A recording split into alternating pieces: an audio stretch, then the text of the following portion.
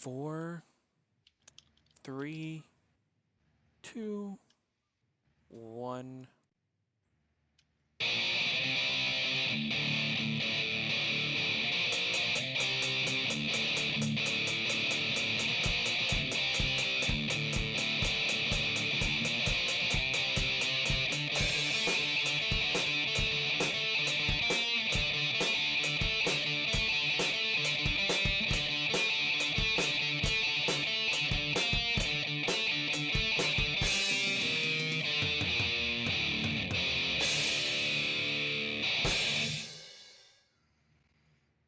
Greetings and salutations for the second review of this week, as we tackle Nex Machina.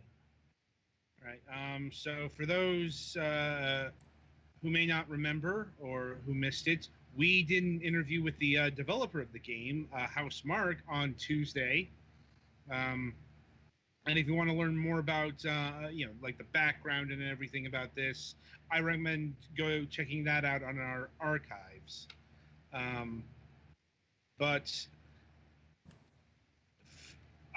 for a quick summation, Nex Machina is another twin-stick shooter from arguably the masters of the genre, Housemarque. If you don't know who they are, they are a Finnish developer who has done a lot of this sort of game, especially on the PlayStation family of platforms. Super Stardust HD and Super Stardust Delta being standouts, among others. In fact, they have another game similar to this. I'm blanking on the name. Alienation. There it is. Yeah. But they mentioned that was a bit more hardcore than this one. I'm like, I'll be honest, I don't know because I've never played. I haven't played a lot of their games because they're exclusive to the PlayStation, and I don't have a PlayStation of any sort. Last game I played of theirs was the Metroidvania Outland. And Outland has a lot of connections to their other game that they released recently, Matterfall. Not so much Nex Machina here. Nex Machina actually shares a lot of DNA with some of the most seminal twin-stick shooters ever made. Robotron 2084, Smash TV, and the like, because this game was done with input from, I guess, genre inventor, for lack of a better term, Eugene Jarvis. Like, he's the guy who's usually credited for inventing the genre because he made Robotron 2084 and Smash TV, which pioneered like the two main types of twin stick shooters. And Nex Machina here definitely falls into the Smash TV category. Granted, Smash TV may be kind of an obscure frame of reference in this day and age because Smash TV came out, 1990? Something Ironically, like that was the reference that I got because I remember, I think it was in like Nintendo Power or one of the guides that they sent you for Nintendo Power, seeing a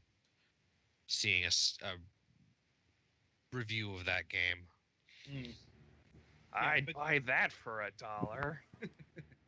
Now, I'll be honest, as much as I enjoyed Smash TV, I thought the sadly obscure sequel, Total Carnage, was even better. Like, there was a sequel? Spiritual sequel called Total Carnage. I'm like, I played a lot of that in college because I had the Midway Arcade Treasures 2 for my GameCube. In fact, I think I still have that somewhere in storage. But, the point is, those are really good twin-stick shooters. And I'm not going to lie, Nex Machina is one of the best games I've played all year.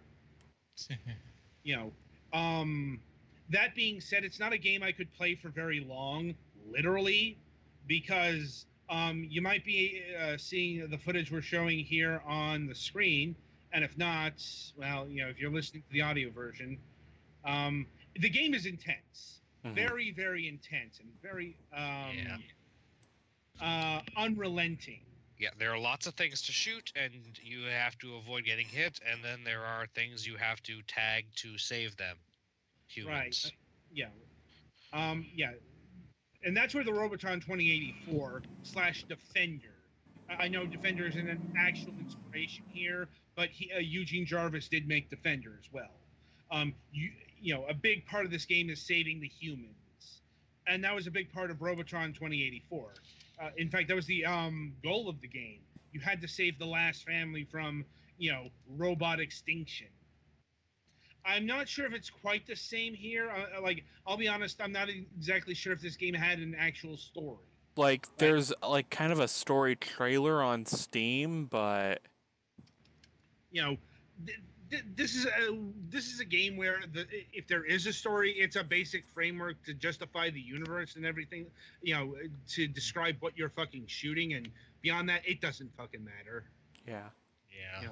It's like you're not going to be really concerned with deep lore or wanting to learn more about the various things that you're shooting. The game. They want you dead. You want them dead. There you go. Have fun. Yeah, and you don't want the humans dead.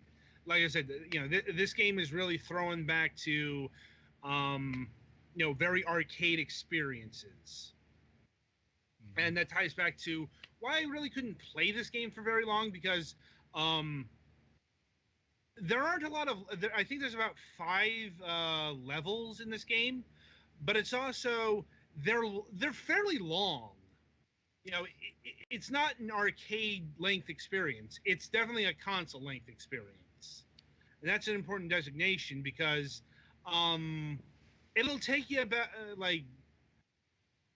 it can take you about maybe a half an hour to get through the game, through a level first time out, maybe more. That's because I'll note this game is only 5 or so levels long, but that's not really the key here in terms of playing. This game is really focused on replayability and score. Yeah. Right, because don't want to do the best, or you want to do the best you can until you get touched and then you die.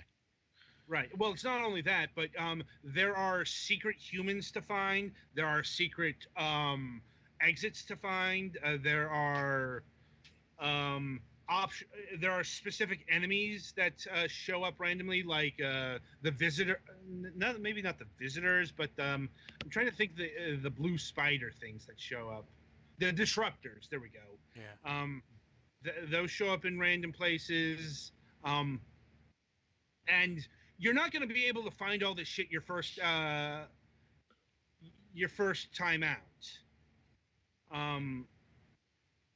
In fact, it's like, I've played the first level quite a bit, and I'm definitely finding new things to every time I play it.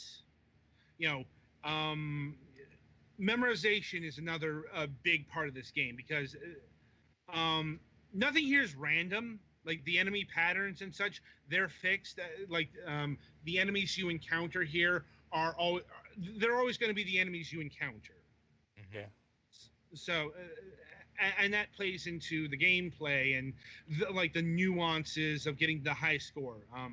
We didn't really. And actually, even the normal difficulty gives you a good number of lives, doesn't it? I know on easy you have infinite lives, basically. So you can just keep normal going. gives you 99 continues.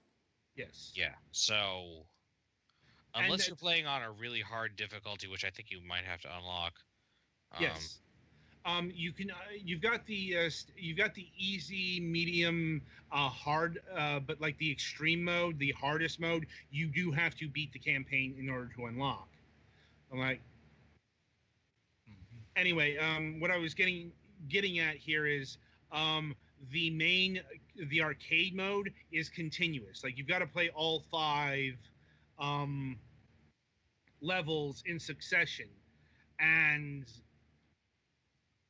I couldn't do that because my hands started cramping. I'm not gonna lie. Um, this game being this intense, this unrelenting, it's gonna it's literally gonna hurt after a while. Now, unfortunately, I couldn't really take a break either because this game also has some pretty high specifications. Yeah, my computer did not like this, so I was only able to play for a very short amount of time before it started bitching at me too much. Yeah, like this game did not like me setting it aside, so I could, I don't know, browse the internet for about 15 minutes so my hands could recover. You know, now it's not all lost because you can unlock the individual levels if you get to them, so you can practice and find all the things and such. Provided you don't just watch it online or whatever. Like, um, but yeah, it's like it's just really mechanically solid and tight, and an excellent throwback to the not just like the golden age of arcades, but I guess the silver age, whatever we call that, whatever we call the early '90s arcade experience. But that's how it is mechanically. Visually, it's very much a modern production, and I'll be honest, I have my problems with that. That is to say, you'll notice there's a lot of neon on screen. There's a lot of visual. That is the aesthetic. Yeah, Housemarque does like their neon. Yeah, it's like they're not the only one. Like Geometry Wars and a lot of other twin stick shooters use this modern exploding neon ecstatic, and I've always had a bit of a problem with it because it's so busy you actually lose track of where you are. Mm-hmm. Yeah, I did that a couple times. Same. It's like,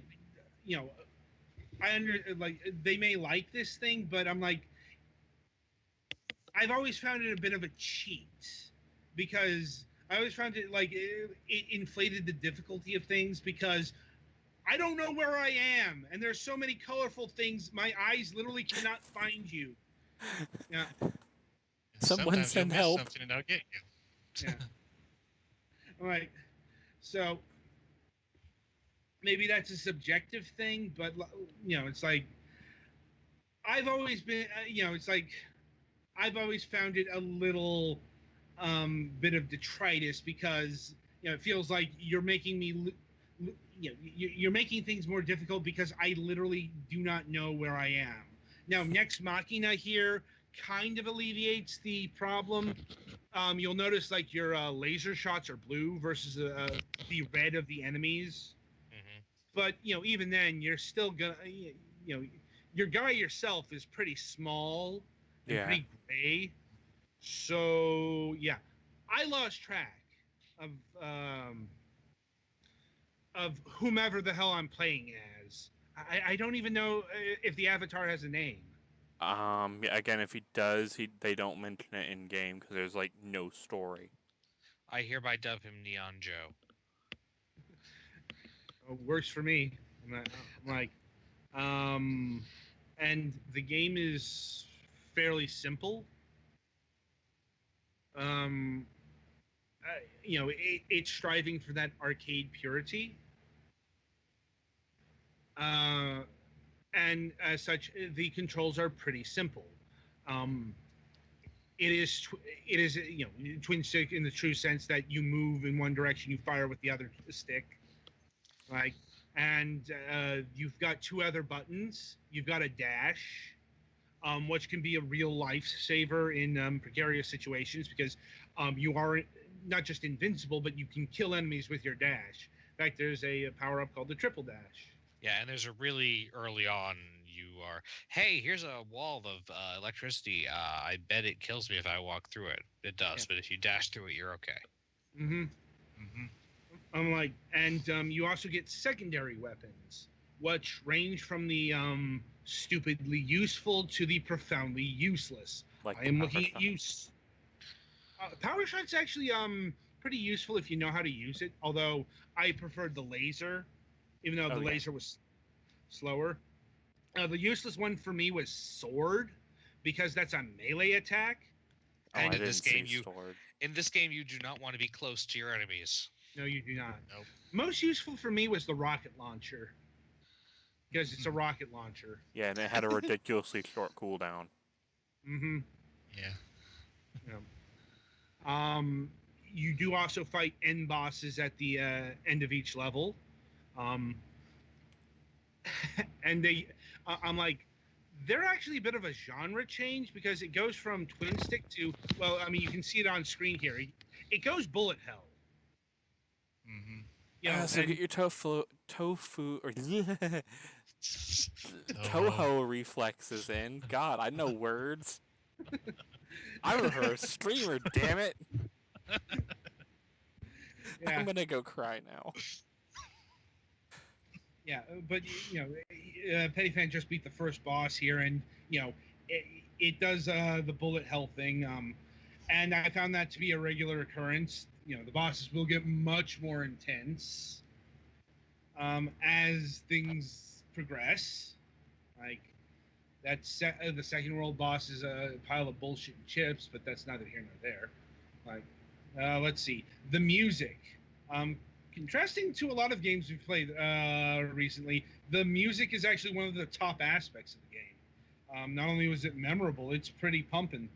As you'd expect for a neon arcade shooter or a neon arena shooter. Yeah, and given the general aesthetic, it should surprise nobody that the genre is techno. Yeah, Keller me Or I shocked.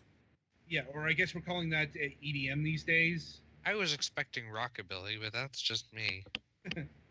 Yeah, I'm like, it's a musical choice that goes very well with this genre, and unfortunately, I don't think, or at least the Next Machina doesn't have a soundtrack available on Steam. Do you want to check like Bandcamp or SoundCloud? I'm trying to I think they mentioned that they had the soundtrack on the PlayStation Store, but I'm like, not Steam, which is a shame, because this is actually a soundtrack I wouldn't mind owning. You can get the soundtrack on the web on the website. It's literally called nextmachinasoundtrack.com. Well, Buy it's a thing. That's specific. Yeah. Well, so it's available even if it's not on Steam. Yeah, it's like you can buy the OST for £9.95. Because of course. Which translates to more than $9.95, but not as much as it used to. And you can listen to it on Spotify and iTunes. Remember that. But yeah, for whatever reason, you can't buy it alongside the game itself. At least not right now. I think that might be maybe related to the upcoming documentary. If you once again recall the interview we did on Tuesday, this game was the subject of a documentary, and that's being produced by an outside company. I don't remember. Like I said, it is a shame that the soundtrack, you can't get it alongside the game itself on Steam. No. I mean, you can still very much get it on PC, but unlike a lot of games we feature here, it's not with the package. Mm-hmm. To be fair, the music player thing Steam gives you is kind of crap. Yeah, whenever I want to play the things from a Steam thing, I just dig through my Steam files and just play it from the file explorer. Fair enough. I'm just saying, it's unfortunate that the option isn't there. Yeah, that's the easiest way to sell a game soundtrack, is just say, oh, and hey, here, you can also get the soundtrack when you buy the game. Yeah. Maybe even at a slight discount. Yeah. Now, outside of like the main campaign, there and like being able to play each single world, there's kind of a mission mode, or rather a high score mode. I'm not exactly sure what to class like a high score mode. Um, and you also get tokens in it that you can buy more. You can use to unlock more levels with more missions. Interesting. And do Like more they give stuff you and the more specific things. tasks to accomplish in a playthrough, or A specific score. ah, Like, bronze level is 1,000,000, and gold level is 5,000,000. So it's basically score attack mode, if I'm being honest here. And there is a local co-op mode. Um, un- I thought it's like unfortunately there isn't an online co-op mode. I'm willing to bet this um, this was maybe too hard to calibrate for online. Yeah, But the lagging on this would be a bit. hmm and this is the kind of game where you really don't want shit to lag. Like, but like if you've got another local player, yeah, it's like this is a pretty good. I'd imagine it's a pretty good two-player experience. I didn't have anybody to play it with because, well, everyone I know what plays the multiplayer games with me is in a different state. yeah, and I And not don't the have kind of in a different state that could just be a day trip. yeah, and I barely had a computer that could play the thing in the first place, so Yeah, so I'm sure But- 2 players would not have made it any easier. yeah. So the point is, couldn't try that mode out, but it's there if you. It's If- at least a good idea in theory. Well, it's also that's another thing that Smash TV, Total Carnage, what have you, had the two-player modes, and that's keeping in line with its spiritual ancestors. Like, right. So, is there anything else that we need to cover in terms of this game? Only that I apparently suck at this game. Like I said, this game is really hard. Like, it's controller throwingly hard. Yeah, it's a very intense. I suppose that does lead into price, and the game is $20. Like, That sounds pretty reasonable for this. I think. yeah, I'm like, that's about and if somebody's thrown off by the lack of content, quote unquote, it's not about how long this game is; it's about getting good at it. Right. Like, I'm actually going to say it right here. You actually do need an investiture of time to really get good at this. And I don't mean just being able to like get through the game on easy or medium difficulty. In order to tackle like the harder difficulties, to get the truly great scores, you need to understand how this game functions. You need to know where shit is, and that actually takes a fair bit of time and effort. Like, that's the kind of time and effort I just don't have these days because, well, I have 2 to 3 games to review every week. Yeah, And if you want us to be the completionist, you can pay us like the completionist. indeed, like, yeah, we don't. It's like we don't have any completionist or hell, finishing the game. What's that? Like, finishing the game is considered to be a bonus. Yeah, I Just- think we've finished maybe 3 games. It depends on person to person. Not. Yeah. I'm like. Yeah. I know I finished one of the game. Like, I finished up West of Loathing that we reviewed back a few weeks. Well, I was more And- referring to in time for the review. Right. No, well, I did manage to do that for Ah. the review. Is what I'm saying. Anyway, point being is,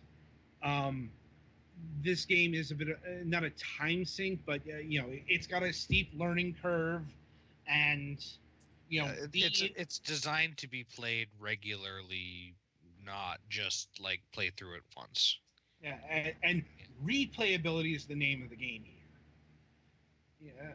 So with that in mind, I give this game probably you know, if I, an arbitrary number, an almost arbitrary number score, a 9 out of 10. Like, it's just a real, it's a really, it's really firing on mostly all cylinders. Um, it's not necessarily my kind of game these days, but If you know, this would have came out like 10, 15 years ago. well, not just that, but I just don't have the time for it. Well, yeah, but I mean, like 10, 15 years ago, you probably would have had the time for it. Maybe. Anyway, aside from that, like the biggest problem I could see was the high requirements to get it to run on a PC. I don't know exactly how it compares to the PlayStation 2, the PlayStation 4 version. We're not the Digital Foundry, so we don't really.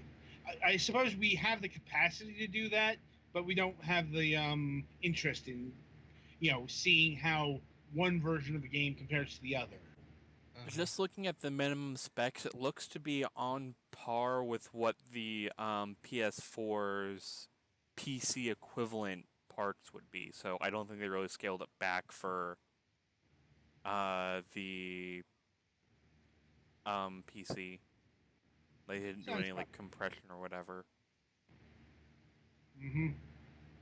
Sounds about right. Let's see. So anything else we need to cover in terms of Next Machina? Go buy it. Especially if you have a computer with a pretty good graphic card. / PS4. Yeah. Or Like, PS. Yeah. I'm like, I don't. And speaking of the PS4, I'm not exactly sure how much it takes advantage of the PlayStation 4 Pro. Like, once again, if more, I don't know, PlayStation centric, that's something we could answer. But we didn't get a PlayStation 4 code. Also, none of us own a PS4 Pro. I think I'm the only one on staff who even has a PS4 at all. Yeah, I'm like, there's a reason why I ask for PC games. It's the only platform all 4 or 5 of us have. So that makes it easy. As you might have noticed by the fact that we're reviewing these games on Skype on the PC. Skype. Good job. I'm not the only one who fucked up tonight. Oh, yes. Anyway, yeah. Very solid and hearty recommendation for Next Machina. Listen, it's probably not going to be my game of the year, but it would end up in my top 10 list so far. It's that good. And go buy it now is basically what we're saying. Mm-hmm. So, with that in mind, we're going to take another break here because doing 3 reviews can be taxing on the voice. So, maybe not half an hour, but I'm not sure exactly, when we're coming back, but we will be back for our review of Deadly Edge. And we have things to talk about here. Oh boy. Mm-hmm. And on that note, I shall wish you good gaming.